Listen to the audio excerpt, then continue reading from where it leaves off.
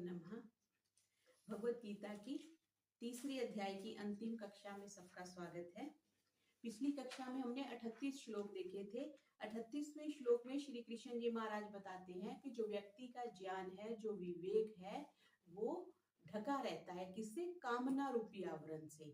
जैसे अग्नि धुएं के आवरण से ढकी रहती है, जैसे जो दर्पण है वो मल से ढका रहता है, और जो बच्चा है वो जेर में एम्ब्रियोनिक मेम्ब्रेन में ढका रहता है। तो हमने सिर्फ मेम्ब्रेन को हटाना है, आवरण को हटाना है, और जो बाधा है उसको हटाना है, तब अपने आप हमें परमात्म तत्व की या अभीष्ट तत्व की प्राप्ति हो जाती है।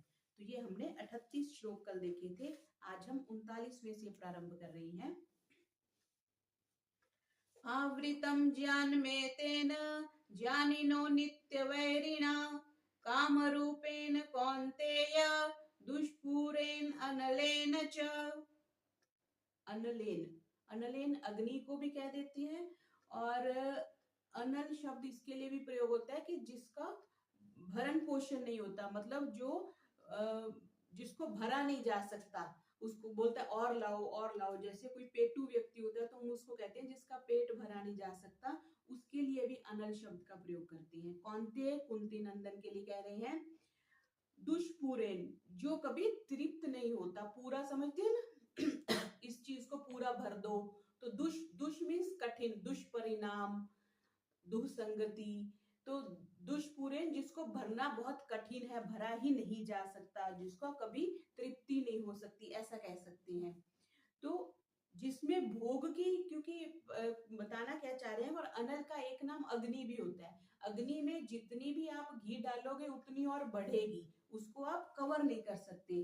तो यहाँ पर ये कह रहे हैं कि जैसे अग्नि के समान कभी तृप्त ना होने वाले और विवेकियों का जो कामना रूपी है, जो एक वो नित्य वैरी कहा गया है। जो कामना है वो विवेकी पुरुष का, ज्ञानवान पुरुष का, वो नित्य वैरी है। नित्य वैरी हम समझते हैं ना, जो लगातार हमेशा वैरी है। जैसे हम आत्मा को नित्य समझते हैं जो हमेशा रहती है, ऐसे जो आत्मा का वैरी कामना है वो नित्य वैरी है। वो क्या? विवेक ढका हुआ है, और उसने विवेक को ढका हुआ है।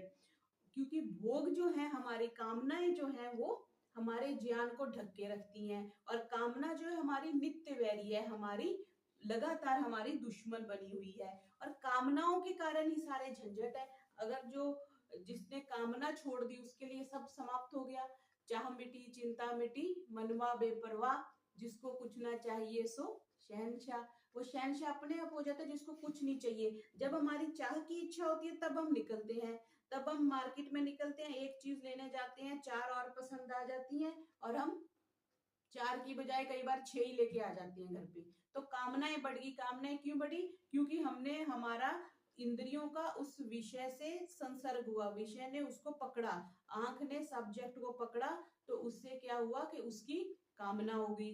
इस सब्जेक्ट को इस तरह से भी समझेंगे, किसी अप्राप्त वस्तु की प्राप्ति जो है वो उसकी कामना है कि ये चीज मेरे को प्राप्त हो जाए। और अंतःकरण में जो सूक्ष्म कामनाएं बनी रहती है कि ये चाहिए, उसको वासना शब्द से कहा गया है।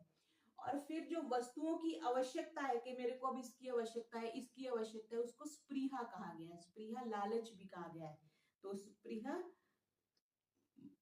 मतलब लालच करना किसी वस्तु का, जो लोभ का एक उच्चतम स्तर है, उसको स्पृहा कहा जाता है। फिर वस्तु में उन्मत्ता होना, उस पे प्रति राग हो जाना, आसक्ति हो जाना, उसको क्या कह दिया? उसको आसक्ति कह दिया। और वस्तु के मिलने की जो चाह है कि हाँ ये मेरे को मिल ही जाएगी, उसको आशा कह दिया। और फिर अधिक वस्तु मिल जाए, जितनी जरूरत है उतनी तो हमें मिल गई, उससे और अधिक मिल जाए, उसको लोभ कह दिया, लालच कह दिया, तृष्णा कह दिया।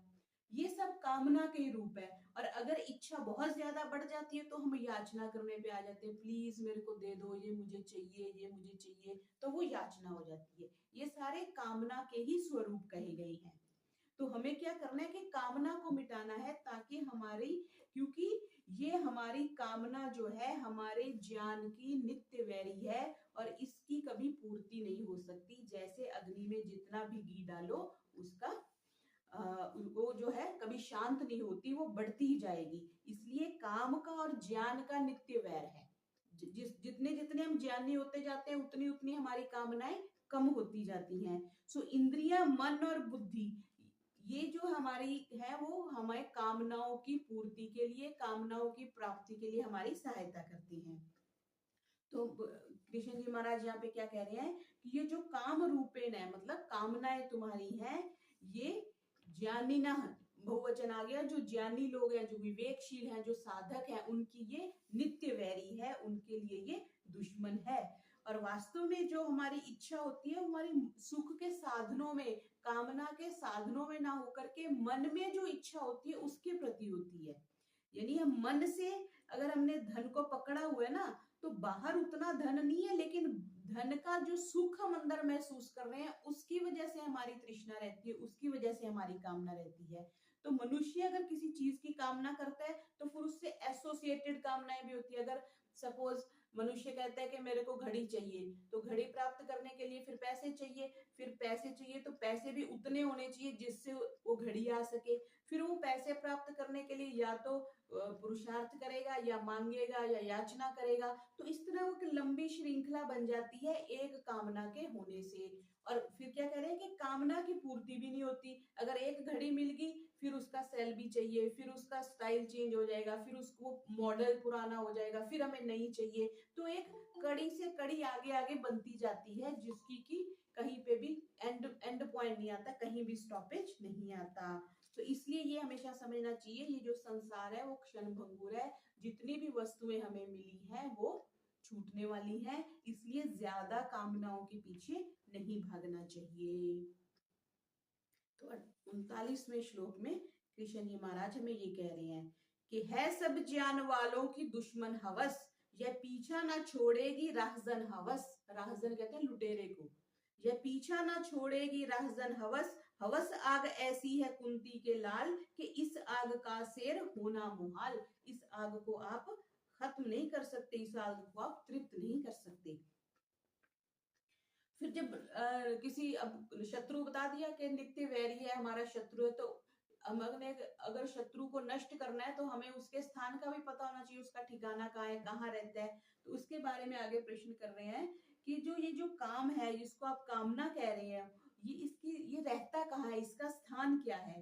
तो इसलिए भगवान अगले 40वें श्लोक में क्या कहते हैं, इंद्रियाणि मनोबुद्धिर अस्याधिष्ठानम् उच्यते, एतर्विर्मोहत्येष ज्ञानमावृत्य देहिनम्। इंद्रियाणि, इंद्रियां, मन, मन हमें पता है, बुद्धि, इस कामना के अधिष्ठान, अधिष्ठान हम समझते हैं ना, अधिष्ठान स्थान से बनता है, स्था धातु से तिष्ठ बनता है, उससे अधिष्ठान बनता है। कि इंद्रियां, मन और बुद्धि जो है वो इस काम वासना के स्थान है, स्थान उच्यते कहे गए हैं। एते एष, ये जो कामना है, इन मन, बुद्धि और इंद्रियां, तीन चीजें बता दी गई, इस ज्ञान को आवृत्य ढक कर, इस ज्ञान को ढक करके, देहिनम, देहिनम किसको कहा गया, आत्मा को कहा गया, देहिनम या देहबानी मनुष्य भी कह सकते हैं, उसको विमोहिती, मोहित करती है। ये जो देहिनम उच्यते, काम और जो ज्ञान का नित्य का वैर है, ये बता दिया गया। अब वैरी को नष्ट करने के लिए उसके स्थान बताते हैं कि उस स्थान पे ये रहता है, वहां जा जाकर इसको आप नष्ट कर सकते हो। तो इंद्रियां और मन, बुद्धि, ये कामना के अधिष्ठान बता दे। इंद्रियां हमें पता है, श्रोत्र, त्वचा, चक्षु, रसना और घ्राण, ये 5 हमारी इंद्रियां हैं और इनके सब्जेक्ट हैं। और फिर हमारा मन है और फिर बुद्धि है। तो मन बुद्धि के द्वारा जीव के ज्ञान को ढक करके जीव को मोह में डाला जाता है।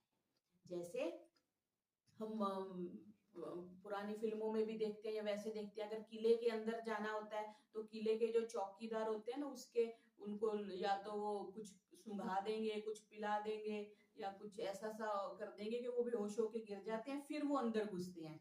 तो बस बिल्कुल इसी तरह से है ये जो हमारे 5 द्वारपाल है ना, तो बस यही सारी कहानी गड़बड़ करते हैं। ये द्वारपाल है हमारे अंदर के, तो कुछ इधर से अंदर जाता है, कुछ इधर से जाता है, कुछ इधर से, कुछ इधर से, कुछ इधर से। तो हमारे क्या आगे मन बैठा है, मन क्या करता है, इन सबको रिसीव कर लेता है, हाँ जी वेलकम वेलकम, आ जाओ आ जाओ। फिर बुद्धि बैठी है, फिर बुद्धि विवेक करती है, ये अच्छा है, ये अच्छा नहीं है, ये बुरा है, इसको नहीं लेना, इसको लेना, ये बुद्धि का काम है। फिर बुद्धि फिर आगे आत्मा को देती है। लेकिन वास्तविक जो आत्मा है वो राजा है। जो सेना होती है ना, जो वो तो झगड़े करती है, वो लड़ाई करती है, लेकिन हार और जीत राजा की कही जाती है। राजा तो युद्ध के मैदान में कभी नहीं जाता, लेकिन राजा की जीत और हार होती है। राजा अंत में बैठा है, बुद्धि से भी परे बैठा है। तो यहाँ पे ये कह रहे हैं कि इंद्रियों, मन और बुद्धि जो है वो अधिष्ठानम उच्यते, ये इसके अधिष्ठान कहे गए हैं। और उसके बाद मैं आ गया, बुद्धि के बाद अहम आ गया। अहम से फिर अहम को हम आत्मा के स्वरूप में भी ले सकते हैं, और आत्मा जो है वो इन सबको कंट्रोल करता है, उन सबको भोगता जो है।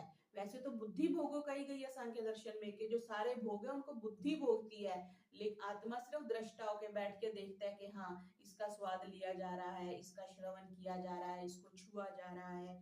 तो इस तरह से यहाँ पे ये कह रहे हैं कि तुम क्या करो कि अपने इन स्थानों में रहने वाली कामना को नष्ट करो,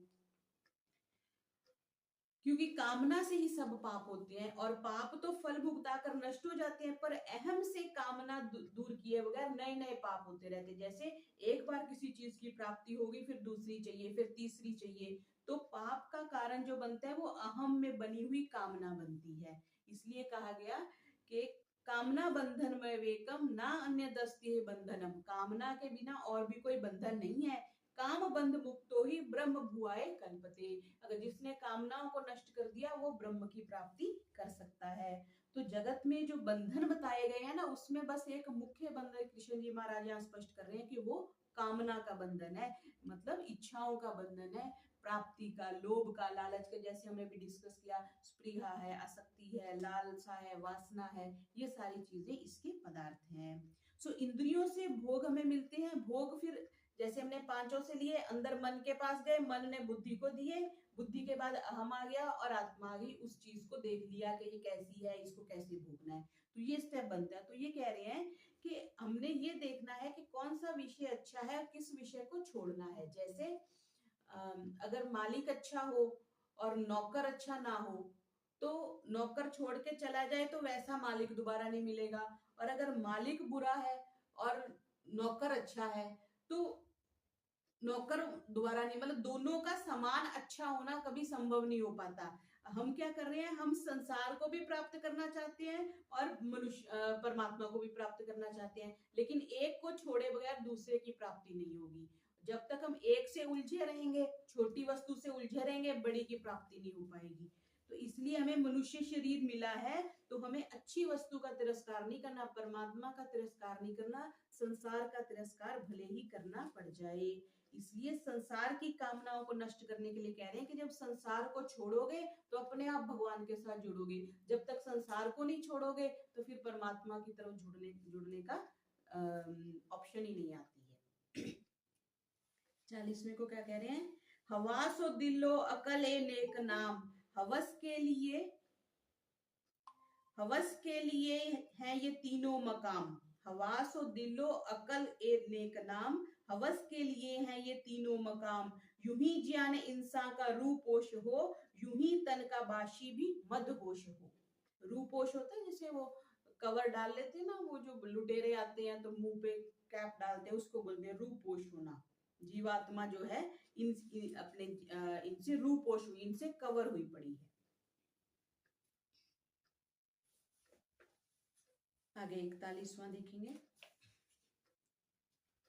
तस्मात् त्वमिन्द्रियाण्यादो नियम्य भरत शर्भ, पापमानं प्रजहीह्येनं ज्ञान विज्ञान नाशनम। तस्मात् इसलिए क्या करो, भरत शब्द है, भरत वंशियों में जो अर्जुन थे जिनका जन्म हुआ, तो उसके कह दिया त्वम तू आदौ, आदौ कहते सबसे पहले, आदि शब्द से बना, इंद्रियाणी इंद्रियों को, नियम वश में करके, एनम इस, ज्ञान विज्ञान नाशनम ज्ञान और विज्ञान का जो नाश करने वाले, पाप मानम जो महापापी है, कामना को अवश्य ही प्रजही बलपूर्वक तुम मार दो, इस कामना को तुम बलपूर्वक मार दो। क्योंकि हमारी जो बुद्धि है वो क्या करती है, दो चीजें हमें चाहिए, या तो निर्वाह करने के लिए हमें सामान चाहिए, या हमें साधन बुद्धि चाहिए। निर्वाह तो हमारा थोड़े से साधनों भी हो जाता है, लेकिन जो हमारी साधन बुद्धि है वो बढ़ती रहती है। छोटा साधन है, फिर बड़ा चाहिए, उससे बड़ा चाहिए, उससे ज्यादा लग्जरी चाहिए। तो लग्जरी में और जो हमारी नीड्स हैं, बेसिक नीड्स तो ऑलमोस्ट सबकी पूरी होती है, लेकिन लग्जरीज की कोई लिमिट ही नहीं होती। तो यहाँ पे ये कह रहे हैं कि अपनी साधन बुद्धि को जो है वो कंट्रोल में करो, वो नियमित में करो। और ज्ञान के लिए यहाँ पे हम शास्त्रीय ज्ञान भी कह सकते हैं कि शास्त्र विहित जो ज्ञान है वो भी कामनाओं के कारण ढक जाता है, क्योंकि जब हम कामनाओं के साथ इतने ज्यादा इन्वॉल्व है तो हमारा शास्त्र की तरफ, ज्ञान की तरफ हमारा ध्यान ही नहीं जाता। और इसको विज्ञान को तत्व ज्ञान भी कह सकते हैं कि परमात्मा की तरफ भी हमारा ध्यान नहीं जाता और शास्त्र ज्ञान की तरफ हमारा ध्यान नहीं जाता। तो विवेक जागृत जब होता है तब तो हम भविष्य का देख लेते हैं। जब विवेक नहीं होता तब हमें सिर्फ प्रेजेंट दिखता है कि बस ये धोखा कर लो, ये चोरी कर लो, ये गड़बड़ कर लो, मेरी इस विषय की प्राप्ति हो जाएगी। तो इसलिए विवेक का होना आवश्यक है, क्योंकि वो जो कर्म कर रहे हो उसका फल तो फ्यूचर में ही भोगेंगे ना। अभी इस समय तो नहीं भोग सकते। अभी चोरी करी तो उसी क्षण तो बहुत कम लोग पकड़े जाते हैं, बाद में पकड़े जाते हैं, या पुलिस पकड़ती है, या जेल होती है, या कैद होती है। उस समय अगर चोर विचार कर ले, विवेक कर ले, तो वो गलत काम नहीं करेगा। तो इसलिए कह रहे हैं कि ये जो काम है ज्ञान और विज्ञान का नाश ही नहीं करता, बल्कि उनको ढक देता है पूरी तरह से। जैसे सूर्य है तो वो बादल से ढक जाता है, लेकिन सूर्य अस्त तो नहीं होता, उस टाइम सिर्फ ढका गया। जब बादल हटते हैं तो फिर सूर्य दिखाई दे जाता है। ऐसे ही जो प्रकाश है वो बुद्धि रूपी जो प्रकाश है उसको ढक दिया जाता है, किससे? कामनाओं के आवरण से।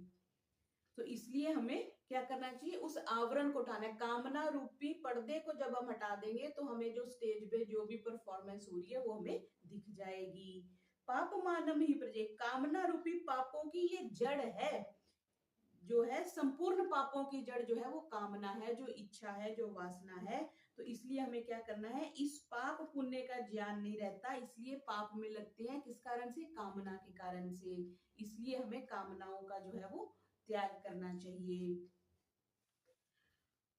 क्योंकि कामना बनी रहेगी तो जन्म मरण का बंधन बना रहेगा, जो हम पीछे से डिस्कस करते आ रहे हैं। सो मुख्य हमारा प्रयास क्या होना चाहिए कि धीरे धीरे करके जितना भी हो सके सांसारिक वस्तुओं से वैराग्य हो और हमारी जरूरतें कम हो, आवश्यकताएं कम हो, जिसके कारण से हमारी ज्यादा निष्काम कर्मों की तरफ रुचि हो और हम जन्म मरण के बंधन से छूट जाएं। 41वें को क्या कह रहे हैं?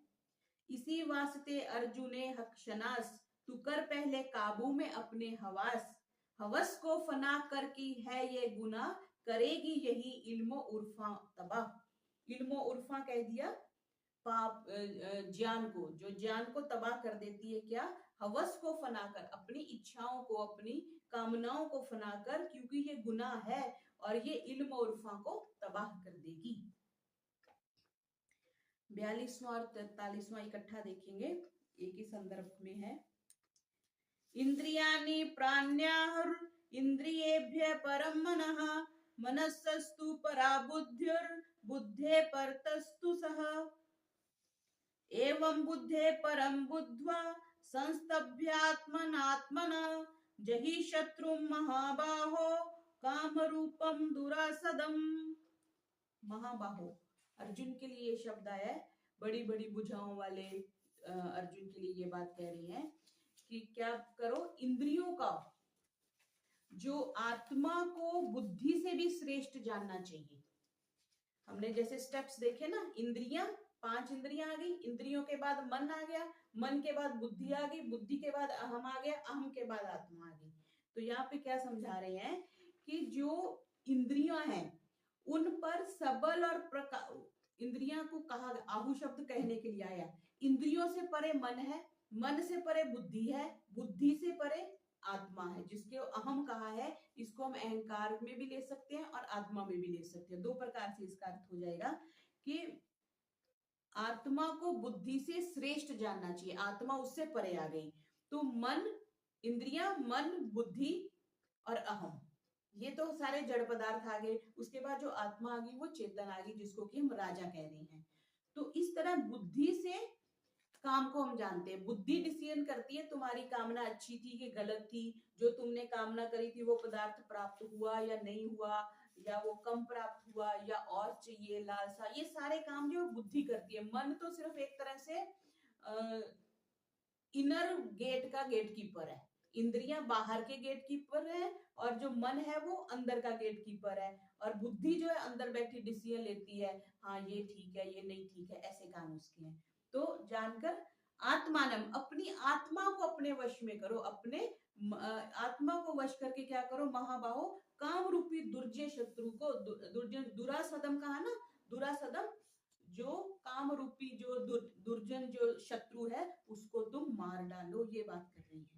इंद्रियानी प्राण, शरीर और विषयों से इंद्रियां परे हैं, शरीर या विषयों से इंद्रियां परे हैं, विषय ये है, ये विषय है, अभी पेंसिल विषय है और आंख इससे परे है, आंख से इसकी बुद्धि, आंख से इसका ज्ञान लेकर के पीछे मन के पास जा रहा है, मन कुछ नहीं कर सकता, मन पूरी तरह से जड़ है, बुद्धि भी जड़ है, लेकिन बुद्धि डिसाइड करेगी कि ये काले रंग की है, बुद्धि फिर कहेगी कि इसको लेना है नहीं लेना है, ग्राह्य है हानि है लाभ है, वो इसके बारे में डिस्कस करेगी और फिर उसको ग्रहण कर लेगी। तो इसलिए बुद्धि को भोग कहा जाता है कि वास्तव में जितने भी भोग है, ना तो वो आंख खा, अगर खा रहे हैं कुछ तो जीभा तो नहीं खाती, लेकिन स्वाद जो लेता है वो मन लेता है, मन बुद्धि लेती है, बुद्धि बताएगी ये अच्छा है नहीं अच्छा है। तो इस तरह से इंद्रिय भी है परम मन है, इंद्रियों से परे मन है, मनसस्तु परा बुद्धि, जो मन है वो, बुद्धि जो है वो मन से भी परे है, या बुद्धि पर तस्तु सह, और बुद्धि का जो स्वामी, जिसको अहम कह दिया, जिसको मैं कहता हूं कि मैं ये हूं मैं वो हूं, उसको हम आत्म स्वरूप में भी कह सकते हैं और अहम भी कह सकते हैं। ये जो है ये डिसाइड करता है, इसमें कामना रहती है, इसलिए क्योंकि मैं ही तो कामना करता हूं ना, मुझे ये चाहिए, मुझे इतना चाहिए, मुझे इस समय चाहिए, मुझे इस प्रकार चाहिए, तो अहम को जो है वो काम रहता है, इसलिए क्या करना है, भोगता, मैं भोगता हूं, भोग जो भी भोग है खाने का पदार्थ है, और भोग्य और भोगने वाले को, तो ये तीनों जो है वो एक ही वस्तु में रहते हैं। जैसे हम कुछ खा रहे हैं, कुछ पी रहे हैं, कुछ सूंघ रहे हैं, कुछ सुन रहे हैं, कुछ छू रहे हैं, कुछ देख रहे हैं, तो हमने क्या करना है, भोगता, भोग और भोग्य तीनों की सिद्धि होती है। तो जब इन तीनों की सिद्धि हो जाती है तो एक कामना की पूर्ति हो जाती है, फिर दूसरी कामना आ जाती है। इसलिए जड़ पदार्थों की जितनी भी कामनाओं को हम पूर्ण करने की कोशिश करेंगे, वो फिर से पैदा होने लग जाएंगी, इसलिए कहा जाता है कि इसको खत्म करो। क्योंकि परमात्म तत्व का जब हमें प्राप्ति हो जाती है, जब भगवान की प्राप्ति हो जाती है, तब कहते हैं कि ये जो रसोअपि यस्य परम दृष्ट्वा निर्वर्तते, ये कामनाएं कब समाप्त होती है, जब ब्रह्म की प्राप्ति हो जाती है। अब इसको ऐसे भी कह सकते हैं कि जिसको कोई बहुत बड़ी पोस्ट मिल जाए, बहुत बड़ा अधिकारी कोई व्यक्ति बन जाए, तब उसको चपरासी की नौकरी की या क्लर्क की नौकरी की आवश्यकता नहीं रहेगी ना, उसके पास तो बड़ा पद मिल गया। बस ऐसे ही है, जिसको परम पद मिल जाता है उसके लिए फिर ये भोगने की वस्तुएं या संसारिक वस्तुएं ये सब छूट जाती हैं। मन और बुद्धि को अंतःकरण कहा जाता है और बाहर की पांचों इंद्रियों को बाह्यकरण कहा जाता है, और जो बुद्धि से परे अहम है उसके लिए कहा जाता है कि वो जो है आत्मा का आत्मा से नियंत्रण करके अपने दुर्जय शत्रु कामना को मारा जा सकता है, यानी कि बुद्धि से ज्ञान से हम उस कामना का जो है वो नाश कर सकते हैं। यहाँ पे एक बात और ये समझने की है कि जब लौकिक इच्छाएं हैं तो वो तो पर धर्म कही गई, और जो पारमार्थिक है जो हम दूसरों के लिए करते हैं वो स्वधर्म है। ठीक है, तो द्वंद जब होता है ना, क्योंकि जो साधक है उसको भजन में सत्संग में जब भी उसका ध्यान लग रहा है, तब तो उसकी इच्छा पूरी होती है, इच्छा उसका मन लगता है परमात्मा में, लेकिन उसके बाद फिर सांसारिक कामों में लग जाता है। तो अन्य समय में भी उसकी पारमार्थिक इच्छा जो है वो दब जाती है, क्यों, क्योंकि उन चीजों का प्रेशर ज्यादा आ जाता है, उन चीजों के भोग में, उन चीजों के सुख में व्यक्ति लग जाता है, तो जो सात्विक सुख है ना वो दब जाता है। एक गणना ऐसे करते हैं कि जो तमस होता है वो 1 होता है, जो रजस होता है वो 10 होता है, और जो सत्व होता है वो 100 होता है। इसको दूरी से भी कह सकते हैं कि तमस सबसे पहले आ जाएगा, सत्संग की बात चलेगी तो हमें नींद आने लग जाती है, फिल्म देखने जाएंगे तो हमें 3 घंटे नींद नहीं आती, तो ऐसे ही फिर रजस आ जाता है। जब हम गतिविधि देखते हैं, कहीं नृत्य हो रहा है, कहीं शादी ब्याह में जा रहे हैं, बैंड बाजा बज रहा है, आजकल हम बड़ा राजसिक भोजन करते हैं, मसालों वाले भोजन करते हैं, सत्व उससे परे है, सत्व शांति है, सफेद है, सतोगुण की जहाँ प्रधानता होती है वहां शांति, त्याग, दान, निष्काम भावना ऐसी आती है। तो तो इसलिए कहा जाता है कि सत्व की प्राप्ति करो, सत्व के बाद फिर निष्कामता की प्राप्ति होती है। तो परमात्म तत्व को प्राप्त जब हम करने का प्रयास करते हैं तब ये हमारी सांसारिक वस्तुएं छूटती हैं, क्योंकि जब बड़ा आनंद मिल जाता है तो फिर छोटे आनंद अपने आप छूट जाते हैं। बड़ी नौकरी मिलने पे छोटी नौकरियां हम अपने आप ही छोड़ देते हैं। इसलिए कहा जही शत्रु महाबाहो काम रूपम दुरासदम।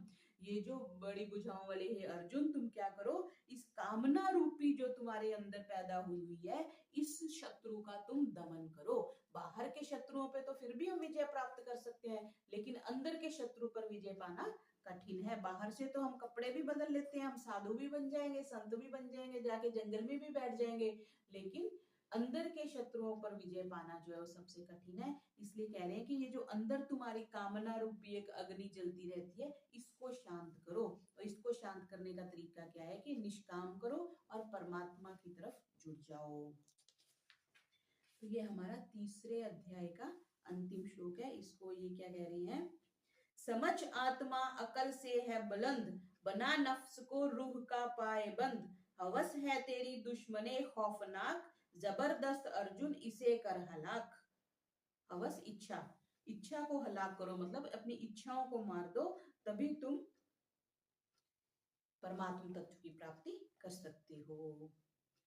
तो हमने आज तीसरे अध्याय के अंतिम श्लोक को भी अभी देखा। ओम शांति शांति शांति। सर्वेभ्यो नमः।